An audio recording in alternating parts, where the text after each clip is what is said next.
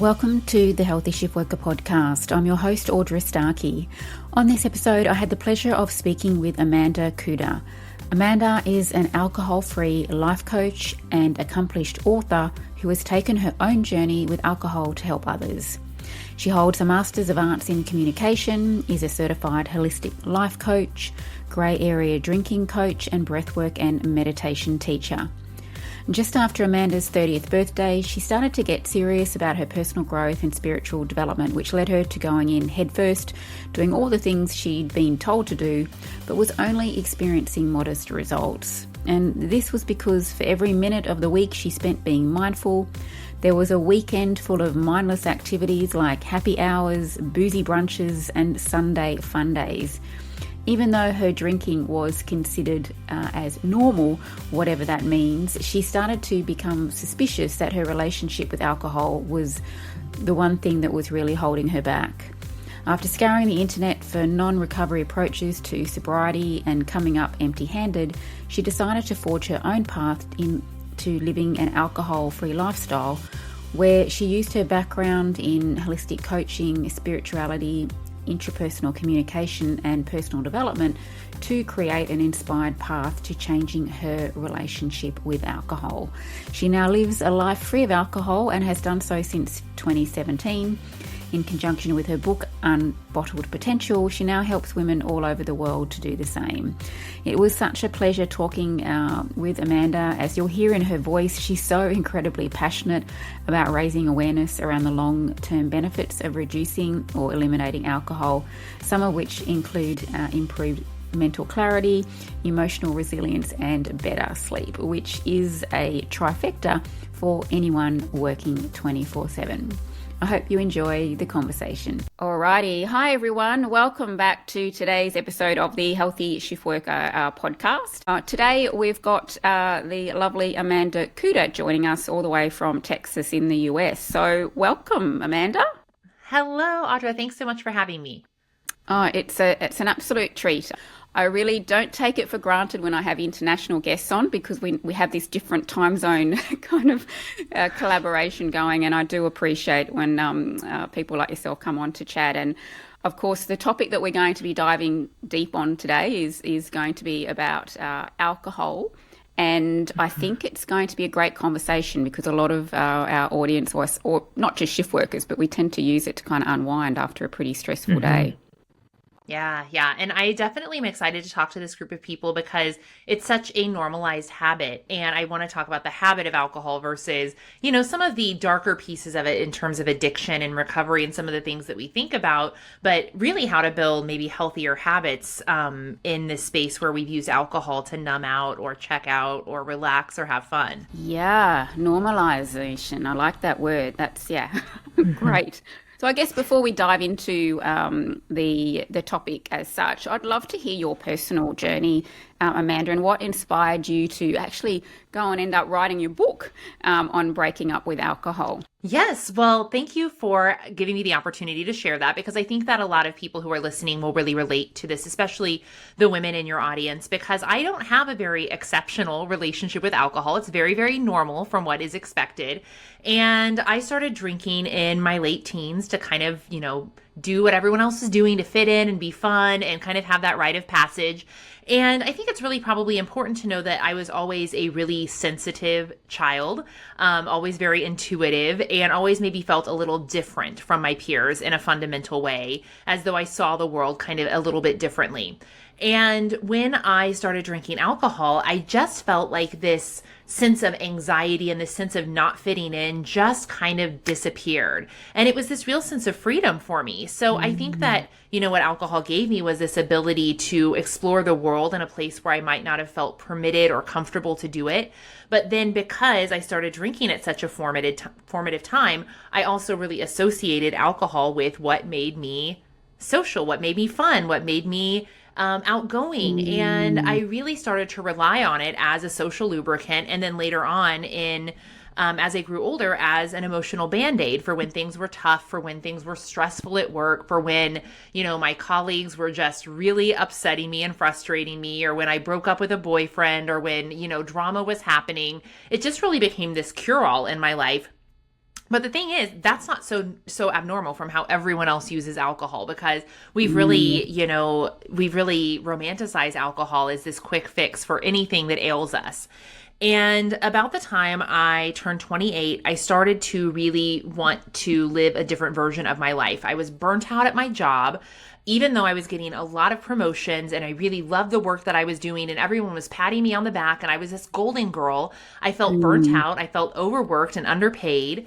I realized that most of my friendships were friendships of convenience and were really social friendships and acquaintances, really, where I had a huge list of people who I could call when I wanted to party. But if I really needed something, I didn't quite feel like those were the people to call. And so I felt like some of my friendships were just dead ends, and most of my romantic relationships didn't feel super fulfilling. So I started to sense that this can't be all there is. There has to be a different way. And I started looking for answers. And so at that point, I started out on a personal and spiritual development journey and found, if anyone is watching on a video, I just have a slew of books behind me. And these are all personal development, self-help, spirituality books that I started to kind of find this safe haven of hope in. And I started to see this other way of doing life and living life and being in the world that felt really good. And I started to feel this new sense of possibility for myself. And yet, none of the things I was reading in those books were really happening for me. Maybe the needle was moving just a little bit incrementally, but let me tell you, Audra, I was, like I said, everything looked pretty good on the outside. Then I was adding on all of these really great self-help habits like journaling and going to therapy and meditation and working out. And it just didn't really feel like anything was moving the needle. So when I started to investigate, why is that? The only answer I could come up with is, well, you're doing all of these things during the week. Then on the weekend, you're kind of throwing it all to hell and going out and tying one on with your friends and colleagues. And then you're starting back over again on Monday. Is it possible that that could be what is keeping you stuck? And that's kind of where my story starts, is that I asked this really interesting question, which was, is it possible that alcohol is getting in my way? And spoiler, I found out that the answer was yes, because now I've been alcohol-free for 7 years. And I'm happy to kind of go back and fill in some of the blanks or answer questions on what that looked like for me as we kind of talk a little bit more. Yeah, wow. Yeah. Interesting journey. And reflecting back is a wonderful thing, isn't it? And we can think, why did I not see that at the time? But we have to go through this journey. Yeah. All right. So can you explain, because obviously a lot of our audience are very sleep deprived and disrupted and all that kind of stuff. Could you, because I really want to touch on this first, I suppose, the relationship between alcohol consumption and sleep. What's going on there? Yes. Well, we have some really, really interesting data over the past 5 or 10 years, because a lot of people like me, I'm wearing a wearable. So I have a ring that I wear that tracks my sleep data. A lot of people wear a watch or a band that tracks that data. And we've come up with some really interesting data that shows that even though we think that alcohol helps us get to sleep and kind of shut off our minds, the quality of sleep that we're getting when we are drinking, even if we're just drinking a very little bit, is really, really drastically declined. And so what we really have to consider is that alcohol is disrupting the thing that we so badly want, even though it feels like a shortcut to getting there. Yeah. So it tends to help us to fall asleep, but not so much, do wonderful things to the quality. Yeah.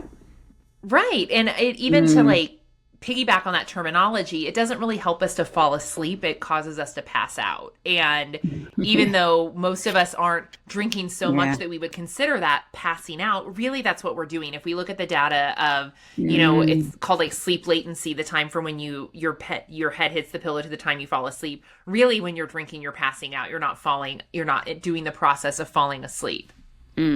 Yeah, and I think that's really a good point to highlight, because it's so shift workers really struggle to get that good quality sleep at the best time, and if we are kind of inadvertently doing a bit of self-sabotaging, it's not ideal.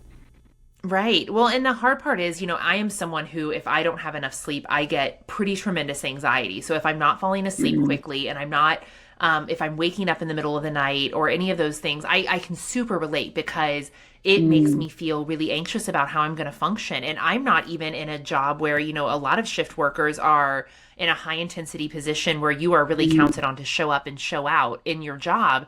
And of course I show up in the work that I do, but it's not as high demand as someone who is working most of the time doing shift work. And so I know how important your sleep can be as well. So what are some of the long-term health benefits of reducing or eliminating alcohol from your life? Yes. You can share your own personal journey, but some of the results from your clients and so forth. Yeah, absolutely. I'll share them both on the mental and the physical level because I think that both are really important to examine. And the reality is that alcohol is a toxin. It's a poison. It's a class 1 carcinogen. All of the health data that's come out over the past handful of years has shared, updated the premise that alcohol is not healthy for you. There is no healthy amount to consume. And the hard part is we have this like kind of brainwash in the back of our mind that says that we should drink in moderation. And all of the health organizations in the past 5 years have come out and said there's no thing as moderation. There's nothing as a healthy or moderate amount. Alcohol is a toxin that it is okay. It's not lethal in small amounts to consume, but it's also not good for you. And so really, really have to rewrite this this narrative that alcohol isn't, not only that it doesn't have any health benefits, but that it's also not harmful. Because the reality is that alcohol permeates your body in all of your vital organs. So it changes the way that your brain functions. It changes the way that you think, changes the way that you respond to things. It changes the way that you respond to adversity. And that's not just when you're drinking or when you're feeling a little hungover or foggy. Because you're technically cheating over time, your body becomes less capable of handling stress. So when stress comes up and you think, I'm going to get a drink, instead of your body saying, oh, I need to respond to this stress, I need to overcome this situation, it says, nope, shortcut, must get a drink. And that can be really volatile for someone who wants to, excel in their career, help other people, have successful relationships, be a successful person living out in the world.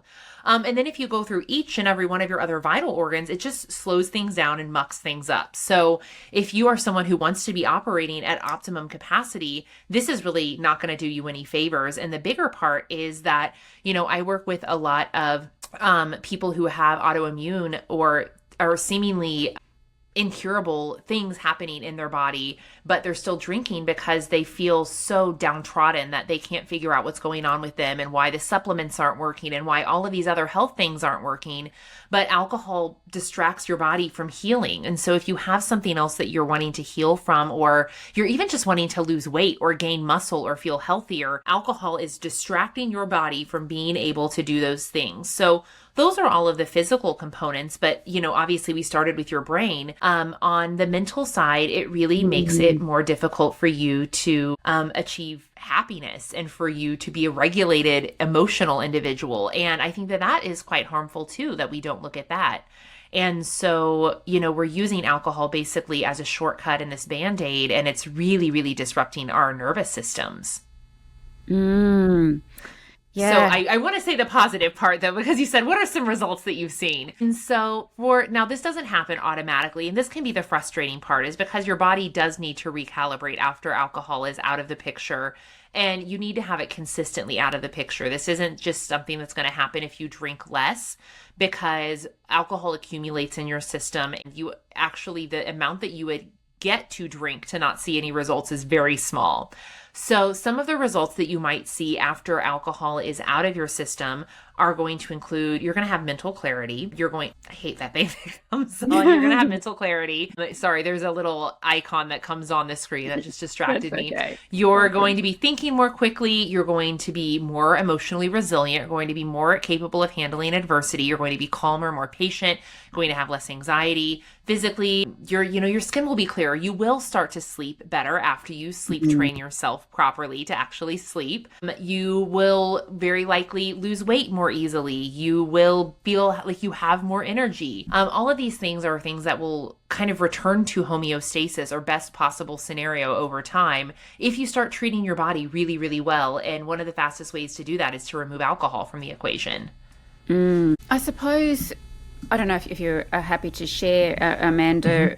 Was it a complete stop of alcohol for yourself, or was it this gradual thing to sort of start to notice some of these positive benefits?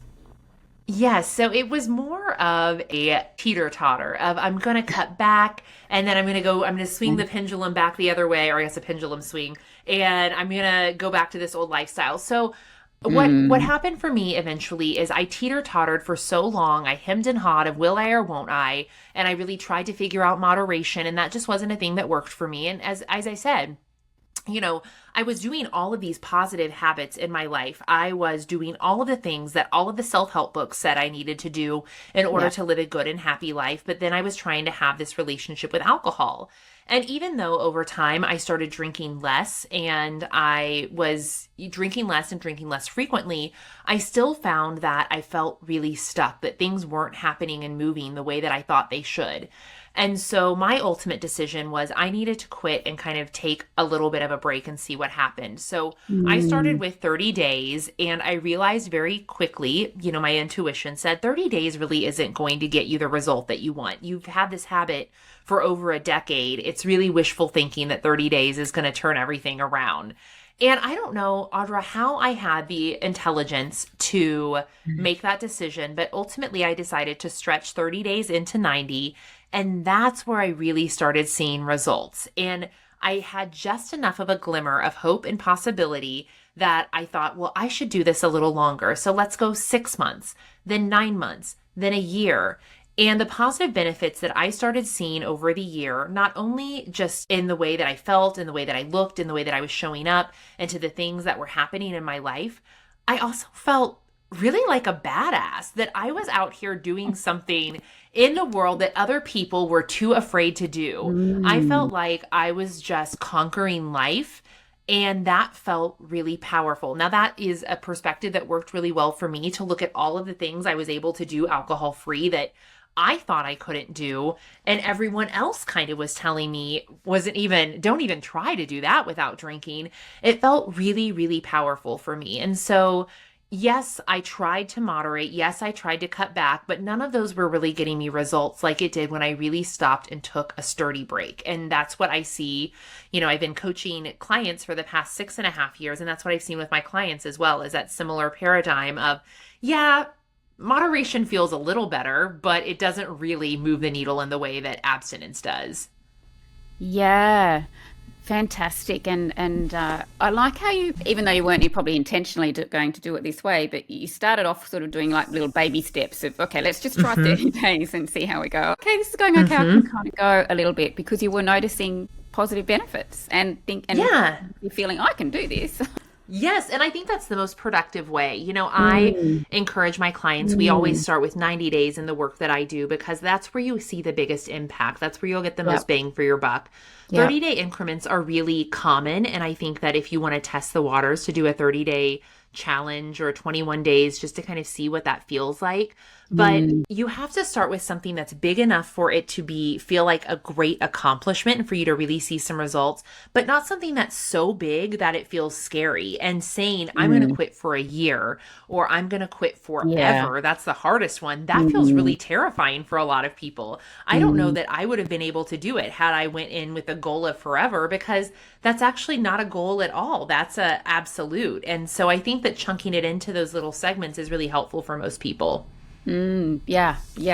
Brilliant. And obviously you noticed, I suppose, like a lifting of a cloud almost, even being sort of having little bits of alcohol every now and then, you've still felt that there's this bit of a cloud hanging over your head, and wasn't until you kind of quit completely. How does one, though, I'm just thinking as you're talking, how did you navigate the social aspect? Because there's so much pressure within social situations. If you decline a drink, they'll go, come on, you can have one. How did you navigate that? Yeah. And I also realized that in shift work that this is a really common thing, because what do you do to connect with your coworkers after a long shift is you go and find a place to have drinks. And I acknowledge that even just in the culture that we're in for our work culture, this can be a huge thing. And so I really recommend one of two approaches. And I think at any given time that both approaches will happen for you. So the first is that sometimes we have to take a step back from our social life. Sometimes we have to take a step back and realize I have to get clear on what I want and what I like and what my values are, and really understand what aligns with them, and start saying no to things that don't align with those values and go out and say yes to things that do. Now, it's really hard to do that sometimes if you haven't done a little an error. So I always say that if you're feeling really wobbly initially and you don't trust yourself, you're not someone who's super headstrong or very committed, or that you feel a little anxious, that maybe up front you take a little bit of a step back and you allow yourself to get a little bit of a foundation so that you can go into a social situation and be a little more confident, or at the least set a boundary. It's really important that you get better at setting boundaries. Now, the other piece is that you do need to test the waters, because you don't want to become a social recluse. And so I did this step first, where I actually decided I'm going to keep doing everything that I already did, and I'm just going to try and do it without alcohol. And what that allowed me to do is to very clearly see which things that I was doing were actually fun without alcohol and which were not. And the spoiler is that most of the things that required alcohol actually were not fun at all.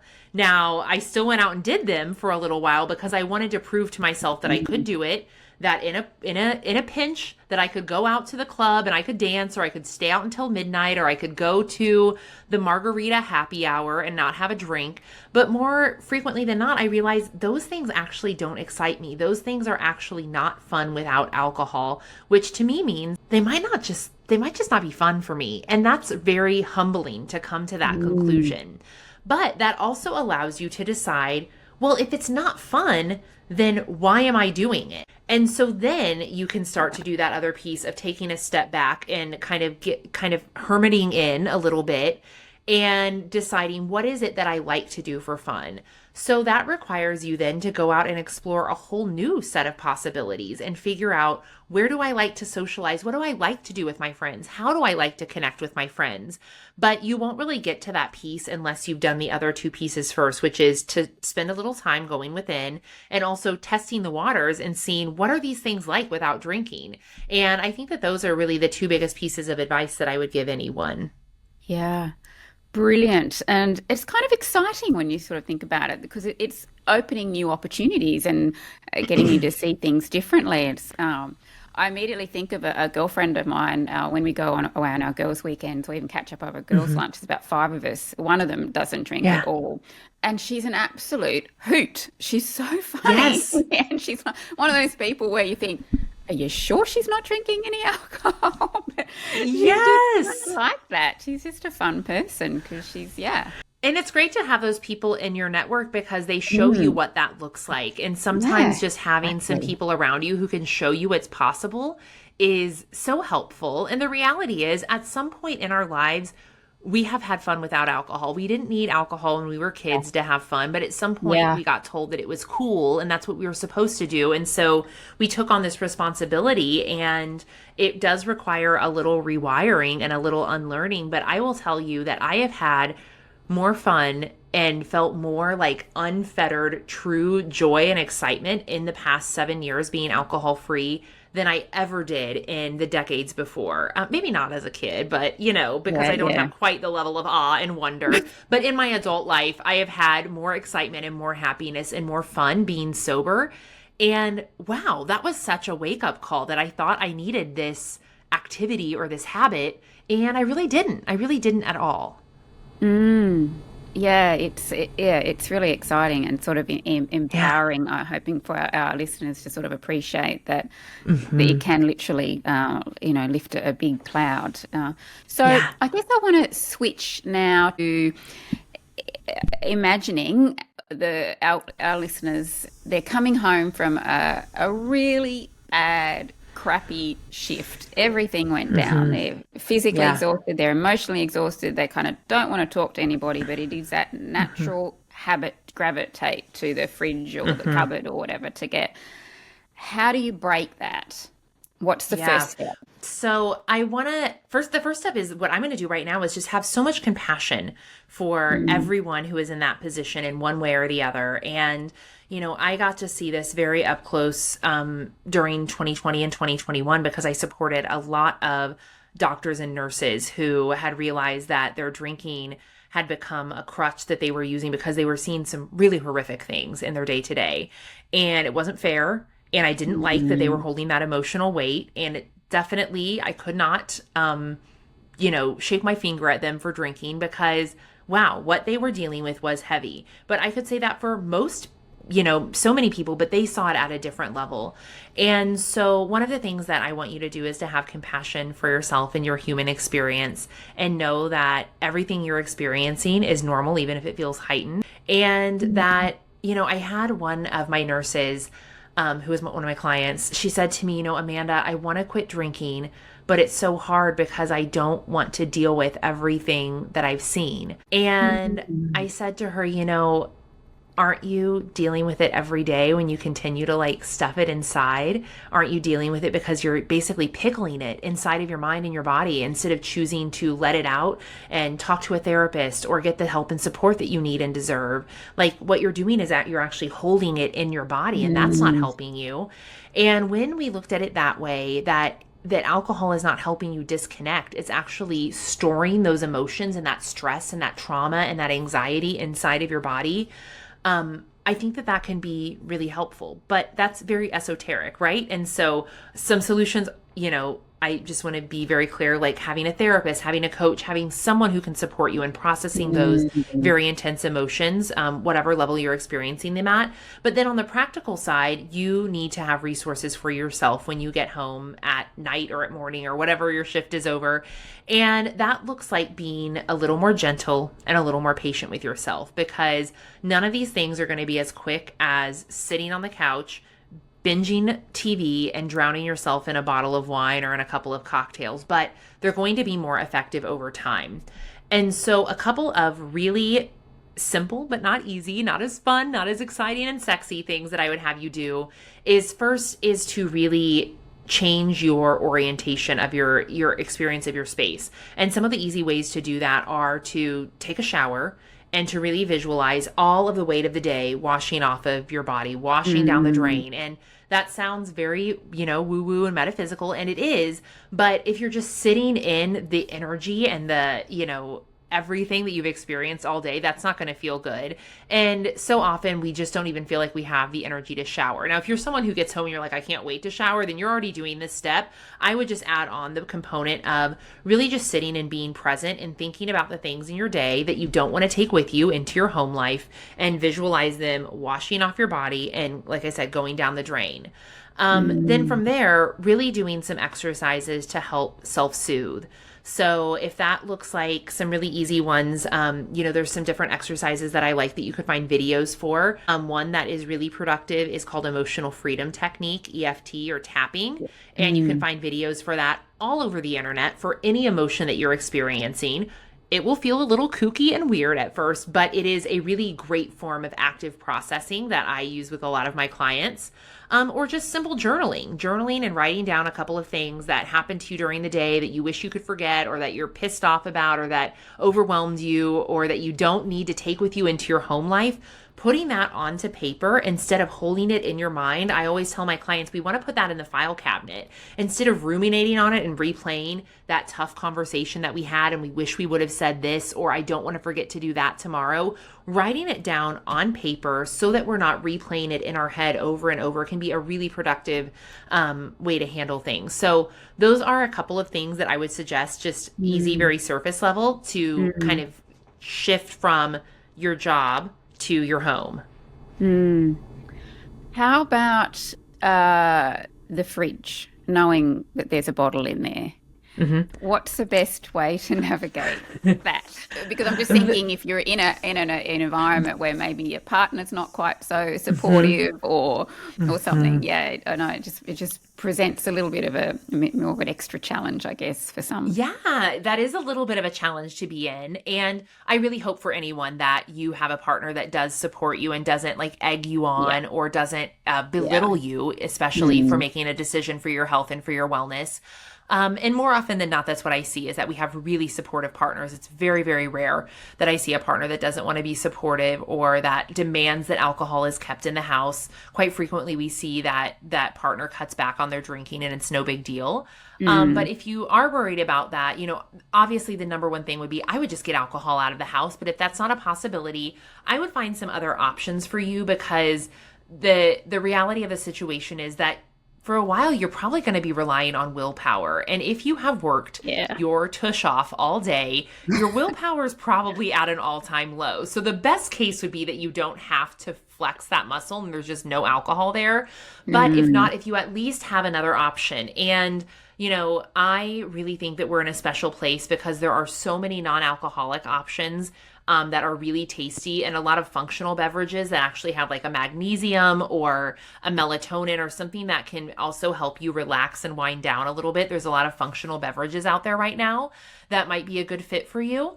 But having something to replace alcohol with, and whether you want to look for an apples to apples replacement, because for a lot of things, if you're a beer drinker, no problem. There are plenty of great beer replacements. If you're a wine drinker, some are hit and miss, and sometimes it's more frustrating to get a wine replacement that's a miss than to have something different at all. So I would try and find some sort of replacement for that, so that you have, something that you can kind of sip on and continue that routine that you had started before.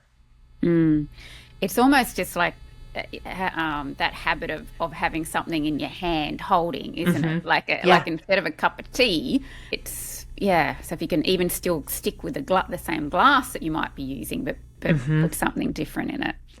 Yeah, absolutely. And I find that, even just drinking a sparkling water or a fizzy water out of a wine glass can be really helpful. The other thing that I will say is sometimes it's really helpful just to fully switch up your routine. So if you've been in the habit of sitting down in front of the TV and drinking a glass of wine and just kind of becoming a zombie in front of the TV, this is not going to sound as fun and as instant, but maybe get a book. Maybe get a book, and not something heavy, like a lighthearted fiction, something that's very easy to read, and try to read for a bit. And I think what you'll find out is that your mind will automatically wear itself out and shut down. Whereas with watching TV, you kind of, like I said, go into that zombie mode. Typically, reading a book is going to put you into a place where you're actually able to wind down pretty quickly and probably go to bed and get the sleep that you want. And we don't want it to be that easy as read a book, but sometimes it gets to be that easy.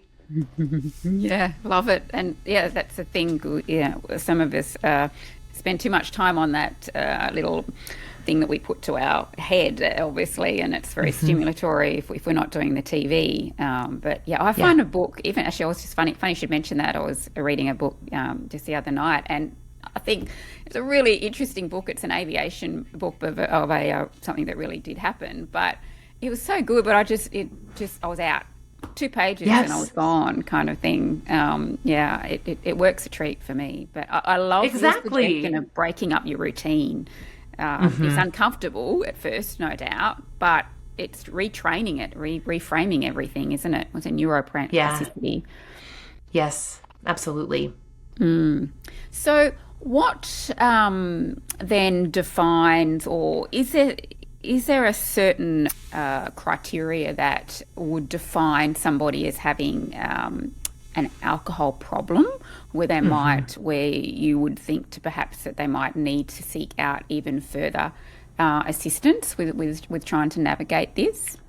Totally. And because I'm not a medical practitioner, I don't diagnose, but there are a lot of questionnaires that you can do online that kind of go off of how many drinks you're having, how frequently and how often. And, the criteria for Alcoholics Anonymous is that you feel powerless over alcohol. And ultimately the decision, though, I think is up to the person. It's really hard because it's a personal decision and a personal feeling, whether you feel like you need help and support or whether you feel like you are just in a habit that is easy to stay in. And that doesn't mean that it's just because maybe you need help quitting a habit, because I work with people who do not identify as alcoholics, doesn't mean that you have a problem. Now, I want everyone to be really good at soul searching and asking, is this something that I feel I am having withdrawals from? Is this something that I feel like I cannot quit? Or is it something that I feel like it's just inconvenient for me to quit? And that's kind of where, for me, the decision lies. Is it that you can't quit and it feels dangerous and it feels unsafe or it feels impossible, or that it feels hard, but you could do it? And those are some like easier questions I might have you ask yourself. But if you do feel concerned, I absolutely support the route of, recovery and getting addiction support. I just personally don't do that work because that wasn't the path that I pursued myself, or the path that that I needed. And so I think that the great thing that's happening now is there are so many different support paths. So if you feel like you need more targeted recovery support, there's so many programs that support that path.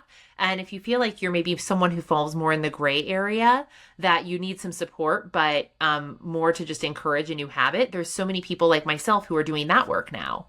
Yeah. I love it. Yeah. So you've published a wonderful book titled Unbottled Potential. I think that's a lovely title, Breaking Up with Alcohol and Break Through to Your Best Life. Can you give us a little bit of a sneak peek at some of the things that you've put into that book? Because congratulations for writing it, by the way. It's a monumental effort. It is. And that's something that I always wanted to do and never would have been able to do as, quickly and effortlessly, and though it did take a lot of effort, as I did without quitting alcohol. It was just something that accelerated my dreams.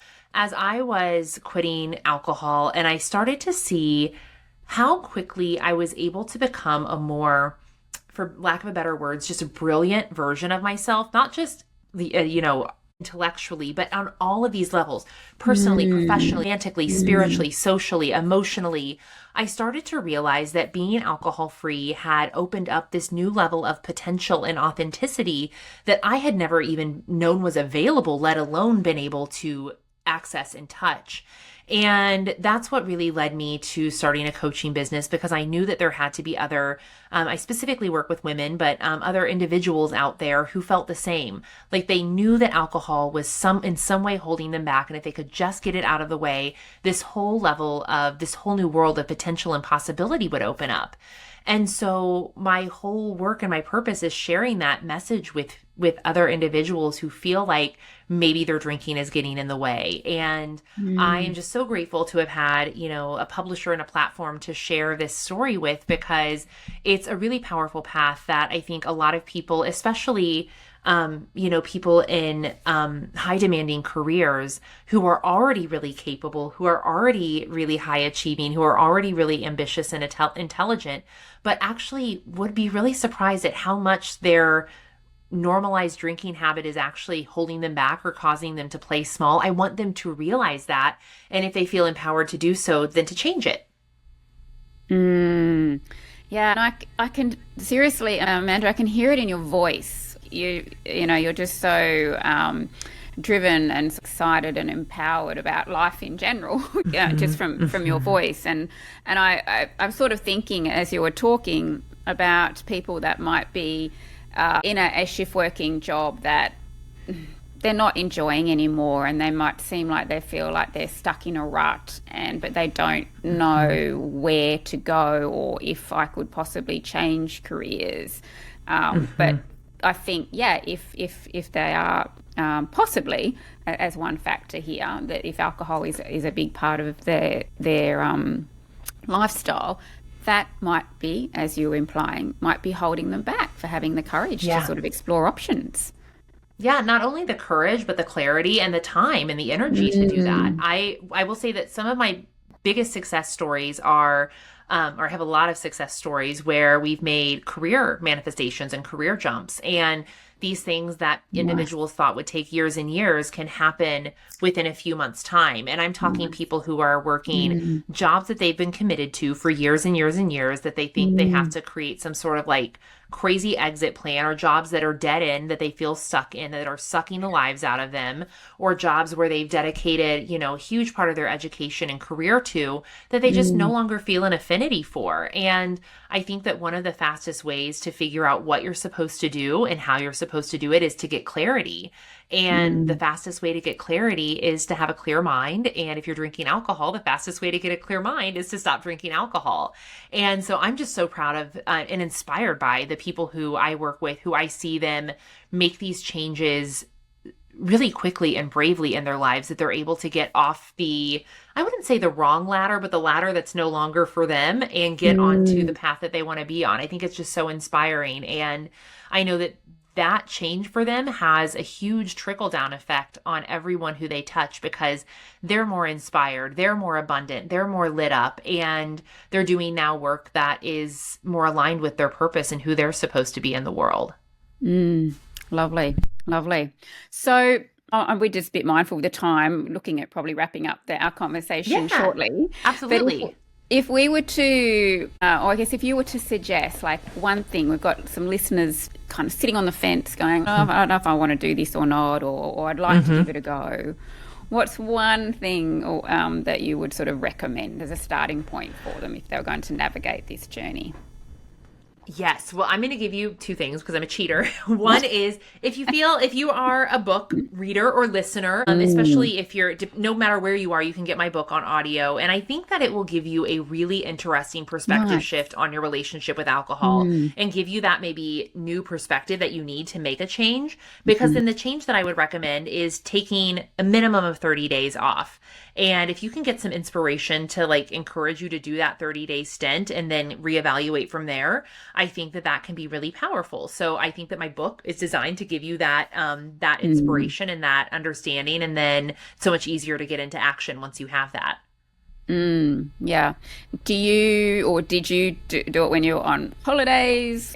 How did you sort of navigate it? Or you went just cold turkey, right? Yep. I'm going to just wake up one morning and go, right, I'm going to give this a go. Yeah, guess what? After I made the commitment, the reality is, Audra, there's never going to be a convenient time to quit drinking alcohol. There's always going to be a vacation, a wedding, a happy hour, a holiday, whatever there is, there's always going to be something on your calendar. So if you keep waiting for a convenient time, there won't be one. So at some point you just have to say, my life is the time. My life is the time, and I have to commit now because I'm so tired of being stuck that I don't want to keep waiting for a Monday or a new season or a new month. I'm just going to do it now. And yeah, that's going to mean that I have to make some tough decisions during moments where I normally would have drank before. But that's where the power comes. The power comes from doing things that you used to do that you thought required alcohol and finding a way to muscle through them sober. I've never had anyone go to a wedding or a vacation or anything and say that they regret not drinking. They might say it's different, but they're always like, wow, I'm really proud of myself for doing that. And that's what I would want anyone to feel, is pride for themselves. And so I think that no matter what you do and when you do it, it's a huge win. Yeah, brilliant. Yeah, love that. That's great advice. So for any of our listeners, Amanda, that would like to get a hold of your book or learn a bit more about the work that you're doing, can you share with us on how they can get in touch with you? Absolutely. Well, I am on Instagram pretty frequently. I'm at Amanda Kuda there, and I would love to chat with you or just have you lurk around and look at my stuff. And then my book is available. Probably Amazon is the fastest way to get it. But if you are a Spotify member, you can listen to the audiobook for free on Spotify Premium. And I recorded it myself. Of course, I think it's great to read it, but I think that there's something really special about listening to something in the author's voice too. So if you are open to listening to an audiobook and grabbing that on Audible or Spotify, I think that would be great too. Fabulous. That's a nice thing to do when you're out and about walking, and obviously our listeners are already familiar with your voice already. Yes. I would love to be in your ear for another 6 hours. Is that how long it takes, is it? I think it's about a 6-hour book. I think so. I listen to everything on 2 times speed, so I would listen in 3 hours, but if you listen on 1 time, I think it's like a 6-hour book. Yeah. I tend to do that as well, but I mean, you can just break it up in little bits and pieces anyway. So, yeah. Yeah, totally. Well, Amanda, this has been an absolute pleasure talking with you today. It's, you've shared some wonderful golden nuggets and insights, and also thank you for sharing your own personal journey. I think that helps become more relatable when people can sort of think, she's gone through it, and for being so vulnerable and talking to us and even putting it into a book. It's been an absolute treat. Thank you so much. Absolutely. Thank you for having me today and for the work that you do here. Wonderful. All right, well, that's it for today's Healthy Shift Worker podcast. Thank you so much for joining me. Until next time.